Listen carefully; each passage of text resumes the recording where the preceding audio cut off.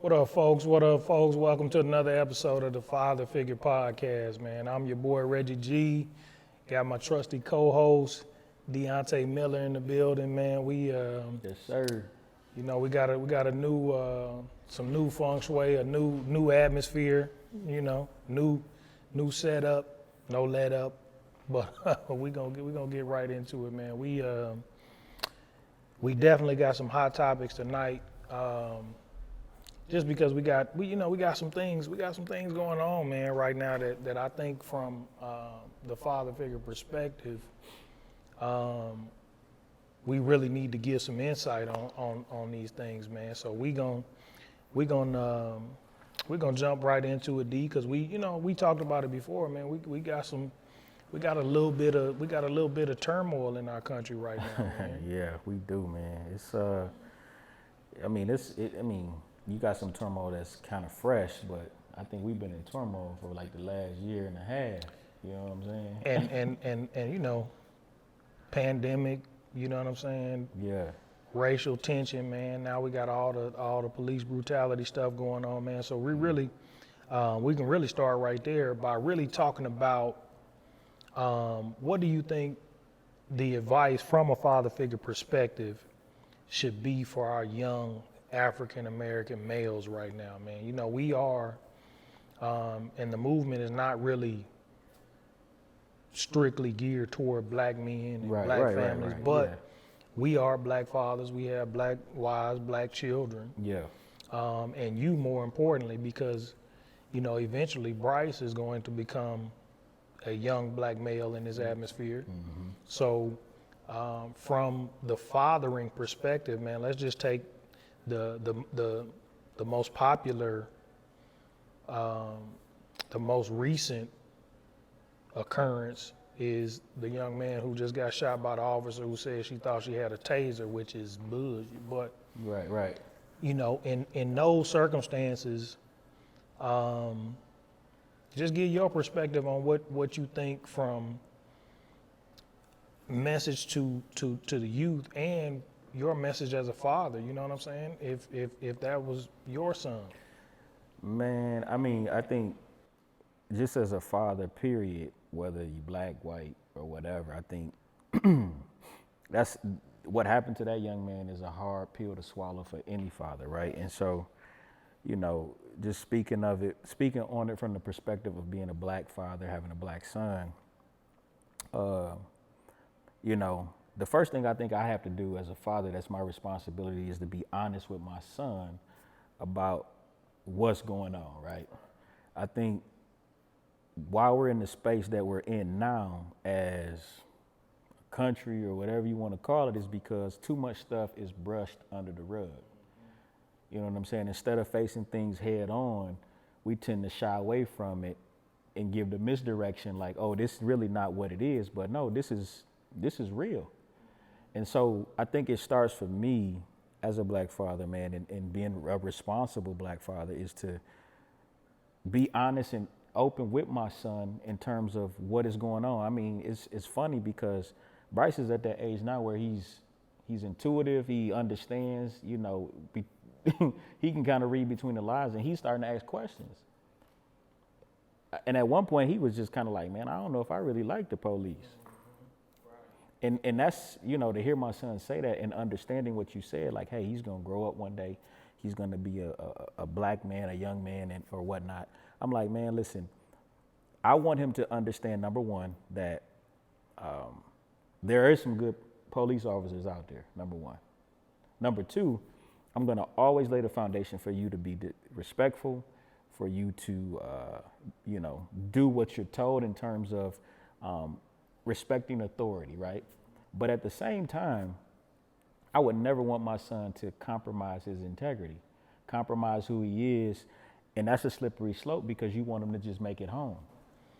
And we talked about that, man, just because we use the scenario, if your son is blatantly being profiled, blatantly being targeted, blatantly being disrespected. See that's the point. Even after we've taught our sons and our daughters to be respectful, to be compliant, is how do you tolerate being blatantly disrespected, blatantly being profiled, blatantly being targeted, and still stay in character? And that's the slippery slope that you're really speaking on, because Yeah. we also spoke on the movie The Hate You Give. Yeah. Yeah.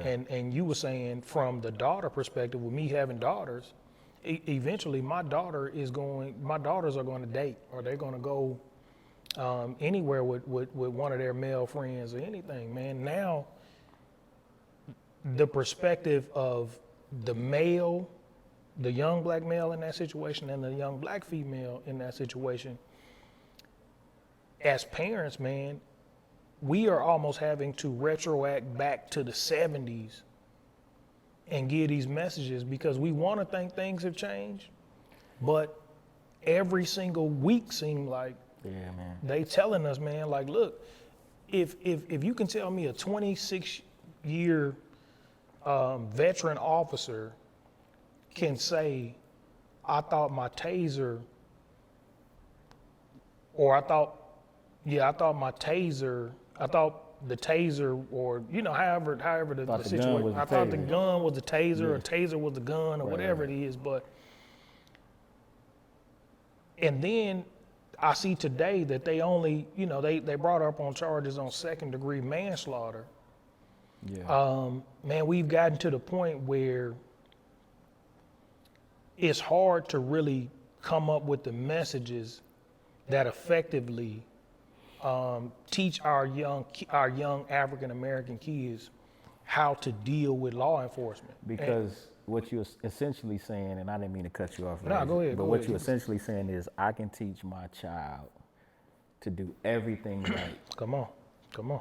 in that situation, in terms of obeying commands, being respectful, polite, whatever you want to call it, and it can still turn out bad.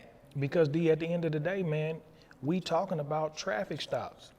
That's We're true. not talking about bank robberies. We're not talking about burglaries. We're not talking about murder suspects. We're talking about kids that are getting killed after traffic stops. And I know a lot of people will talk about compliance and, he doing this, but we are just saying that it does not warrant death. No, not at all. And that's the thing that as a father and as a black father, we have to put out to the world, and from the father figure movement, and especially for those teenage boys and young ladies, man, who are without a father, who are without a father figure, who are without that message. Right.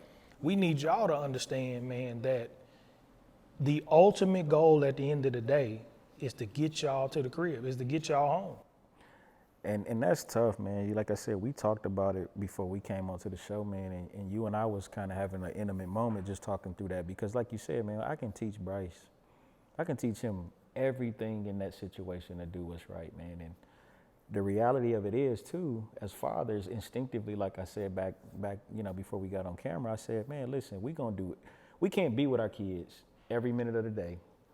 We got to understand that one day they're going to grow up, they're going to go out on their own, and unfortunately, as much as we would want to be there to protect them in that situation, we can't. And so all we can do is instill the foundational stuff that we know is important. But the reality of it is, and unfortunately it's the reality because of the color of our skin, is that, again, Mr. Officer, I can do everything you tell me to do. And I hate to say it like this, but if you having a bad day, I can end up. Or if you already got it on your mind. Yeah. See, that's the thing. Like when we talking about how to parent children, white or black, Asian, Hispanic, whatever it is. Yeah. But we're dealing with hatred, or Yeah. we're dealing with racism, or we're dealing with bigotry. See, that's the problem. That means you can wake up with it on your mind. Mm-hmm. And my child can do everything humanly possible Yeah. to get through a traffic stop, Yeah. and you just got it on your mind. And you know what's interesting about what you just said, though, because you talked about it being hatred and different things like that, and that stuff is deep rooted, right? That's generational, right? Because I started putting it in the perspective of like my father living through segregation, my grandfather and my great-great-grandfather, right? And it puts it into perspective like man, I do understand, but I don't understand because this is happening in real time in my life in the modern 21st century, right? Where you want to think that, hey, this stuff is changed, it's better, but it's not, unfortunately. That's the real question that we should be asking our society, our government, our judicial system, our law enforcement, is when do we as black fathers have to start, or when do we get to stop having to upgrade the way that we parent our children on dealing with law enforcement, or on dealing with the possibility of not making it home because you run a stop sign. Yeah. You know what I'm saying? See, that's what I really would like other nationalities, and especially white America, to understand, is that it is difficult, especially as black fathers, to have to get across to our children who think they're growing up in a world of equality, because our kids most of our kids think that segregation and slavery is thousands of years away. That's very true. You know what I'm saying? That's very true. And they are allowed to go to segregated schools and participate in desegregated schools and desegregated sports and desegregated communities and live. So they think they are truly in a society of equality. But when we are dealing with situations like we're dealing with now, it makes it hard on us to have to go back and retroact, again, back to the 70s or the 60s, how we parent and the messages that we give our kids Right. about dealing with law enforcement and racism in this country. And it's not something that's going to change overnight, because we didn't get here overnight, you know. And I don't have I wish I had a crystal ball to look in there and say, like, once we do this and do this, this is going to change this thing around for the better. But the reality is we live in a world that probably may never happen in this lifetime, right? But to bring it back to why this movement was established, man, that should put some urgency on us as fathers, man, just to be there to embrace our kids, to be able to even teach them, right? Because it's a hard thing. And I don't know the young man that, you know, the tragedy that happened with the young man. So I don't know if his father was there. I don't know the type of relationship he has, but I could only imagine if I was not in my child's life, and this is just an example or an analogy I'm giving, and that happened to my baby and I had to hear about that on the news or get a phone call and say, this has happened to my child and I haven't been present in his life. I would live with so much regret, so much guilt, so much shame, condemnation, because I'm like, man, it's my responsibility no matter what to ensure that I am a father to my kids, especially in this society and in this world that we live in today.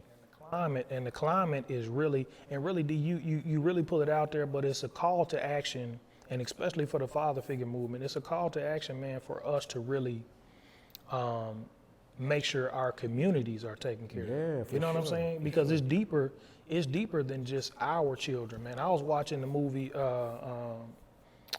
American Skin. Oh man. That's the thing, like, man, one of the things that I loved about a couple of the scenes in there, man, when he was talking to his son and his son was on the video chat with his friend, you know, dad tapped into both boys. Like, no, let's keep talking about it because both of y'all need to hear this. Yeah. Because his son was giving an example exactly what we're talking about. His son thinks that because there are certain laws and there are certain legislations and there are certain things put into place that they apply across the board. Yeah. And all he was trying to do was tell both boys at the time, because again, if this other kid is not hearing it from his father, I'm gonna stop and make sure y'all hear it now. Yeah. That I know those laws are in place. I know you think those things apply to everybody, but at the end of the day, I need you to understand who and what you are. Yeah. Yeah. You are a young black male. Yeah. And if you don't have that in perspective at all times, and especially dealing with law enforcement in a climate like we have now, Yeah. then I have not done my job as a father in educating you. Yeah. And then I want to set the example for you to follow, right? And so we said this on thousands of podcasts about us, our kids following our example, man. But I want to be that presence in my son's life and Bryce's and Kendall's life. But I want to be the presence to where even when they're out there in that situation, they can hear me talking in their ear. Right. You know what I'm saying? They can hear, like, I know what my dad taught me here. I know what he's saying. Like, my influence, I want my influence as their father to trump anything next to God when they step outside of my house. And not only that, D, we was talking about this as well, is that when you do have that rage come on, or when you do have those emotions come up, Yeah. that's when you really need to hear daddy's voice saying, you know what, let me bite my tongue, or let me not say this, or let me not react to that. Even though you can blatantly see, like, look, you saying my tent was too dark, but now we talking about everything but my tent on my window. Yeah. Yeah.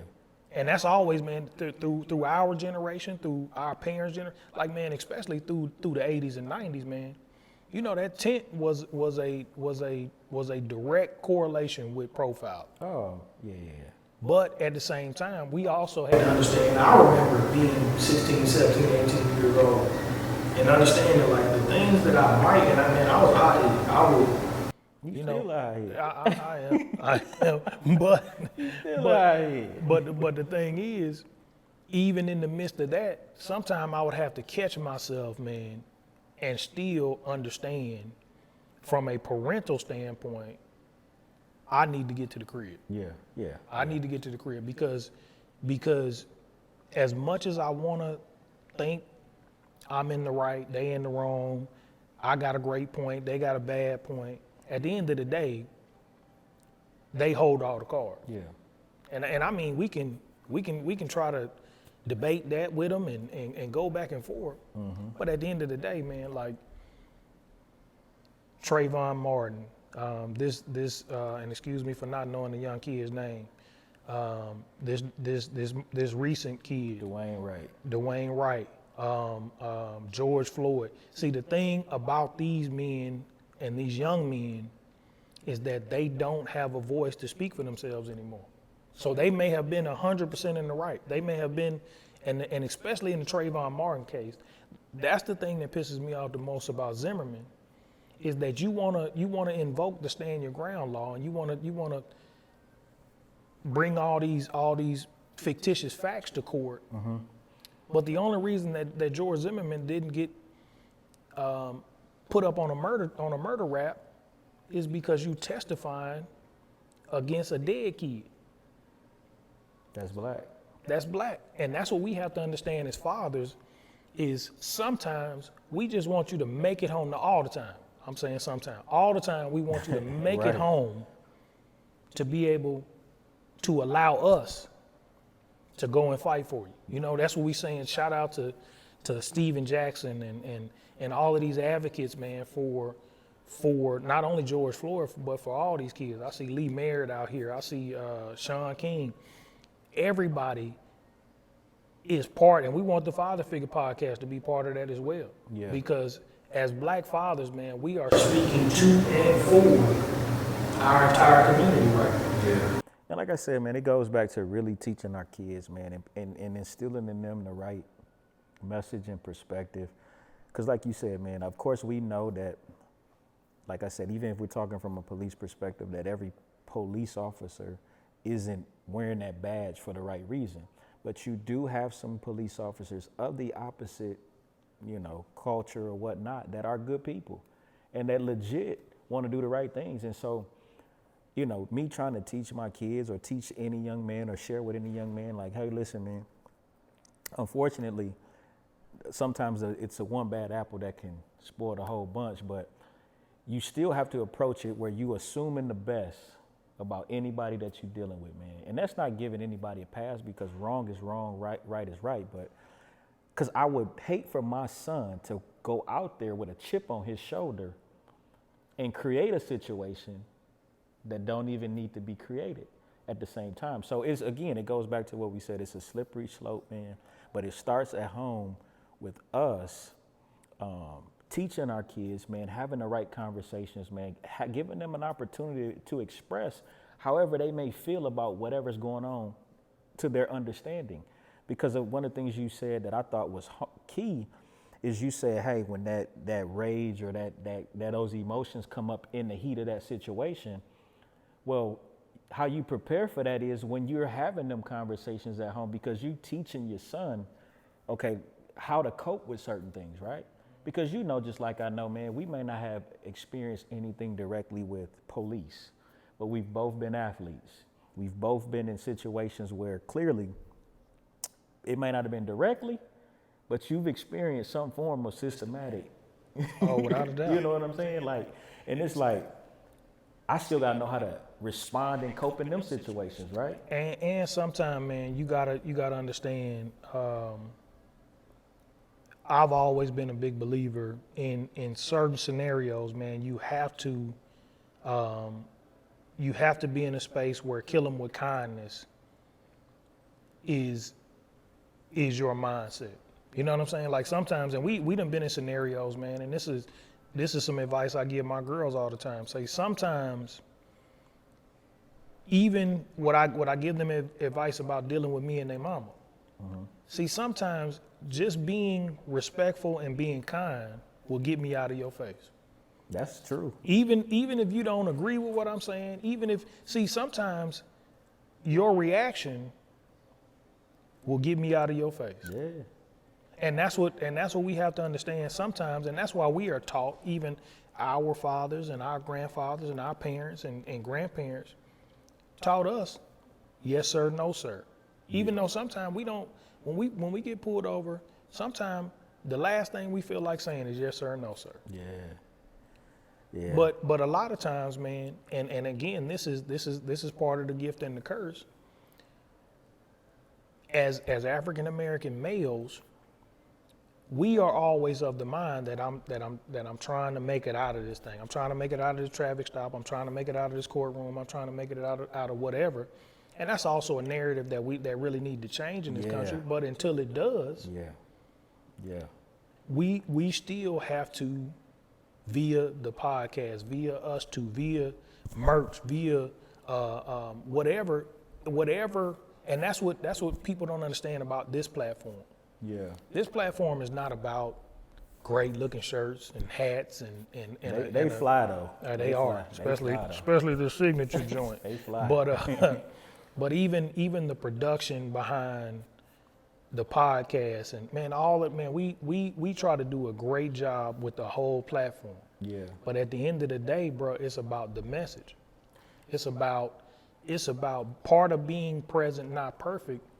Mm-hmm. It is about how we speak to our kids about law enforcement, how we speak to our kids about the climate of this country. It's multifaceted, for sure. Like the message is for sure it should touch on different areas of life, not just from just a father being present, because obviously that's your foundation is built from that. But man, we got to touch on all of this stuff because just like I know as a father, man, it is a full-time job.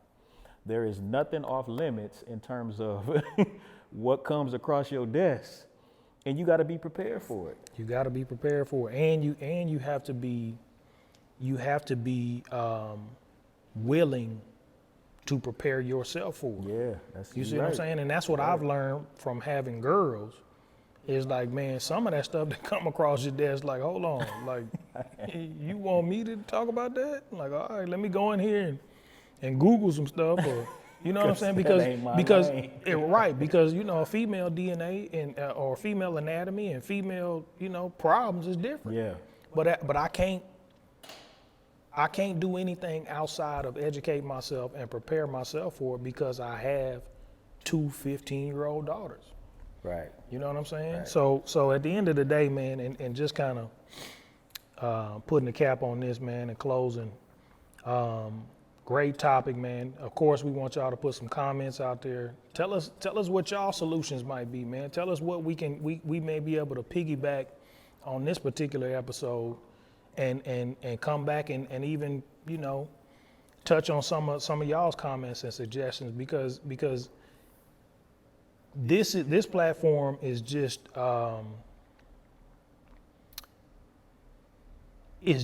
a space where solutions are going to be broad, just like the top is going to be broad. Yeah. And if y'all agree or disagree with some of the things that we saying or the solutions that we trying to give y'all, man, comment, let us know. We'll talk about it. We'll respond. Me and Deontay both, man. We open. We not up here to say, look, man, Deontay a perfect dad or I'm a perfect dad or we got perfect kids or nothing like that, man. We just here to really start conversations, man, and change the narrative. Man, that's a great phrase when it comes to fathering and especially fathering in our community. Yeah. Change the narrative, then we change a lot of what we see, and we can change the climate of what we see. Change the narrative, man. Like, make sure we active, make sure you present, and make sure you there to have this kind of dialogue. And if I could say something, Reg, before we go ahead and close it out, man, and this is straight from the heart, man. The way I see the father figure movement and what it's here for, man, is to have some generational impact. And it starts with changing that narrative, man. Just kind of the stuff you just laid out, man. We want to change some generational stuff, man, so that we can stop repeating these same cycles, because it starts with us. No matter how much we talk about this stuff that's going on, man, it all starts with us. Us and us as black fathers, even having these messages public on these platforms, hopefully it starts a conversation in white households, in Hispanic households, in Asian households, where again the entire narrative is different. Yeah, man. You know what I'm saying? Where the entire it might be that white police officer that run across the podcast and understand, man. Like, look, us as black fathers, man, we shouldn't have to be worried about our kids making it home from a traffic stop. Especially if they're a father. Like, come on, man, understand that. But we're gonna wrap this thing up, man. Again, we want y'all to subscribe. We want y'all to lock in, turn the notifications on, and we want you to comment. We want you to like. We want you to share this thing, man, because we are truly about, and like Deontay said, man, we truly about changing the narrative, and we truly about empowering, encouraging, and uplifting all fathers, man, all father figures, man. So for myself, Deontay Miller, man, the whole crew, we appreciate you guys, man. Stay tuned. We got some great stuff in store for y'all. But y'all have a great one, man. That's the Father Figure Podcast for this week. Peace. We out.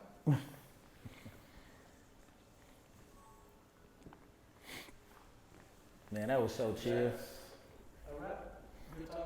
Oh man, that was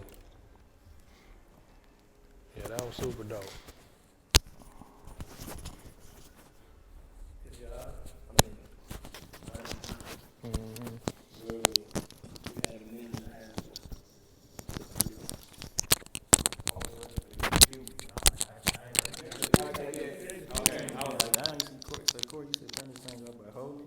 Yeah, so just pull this one and just pull it in right there. And then, and if you pull it that way, it'll stop recording.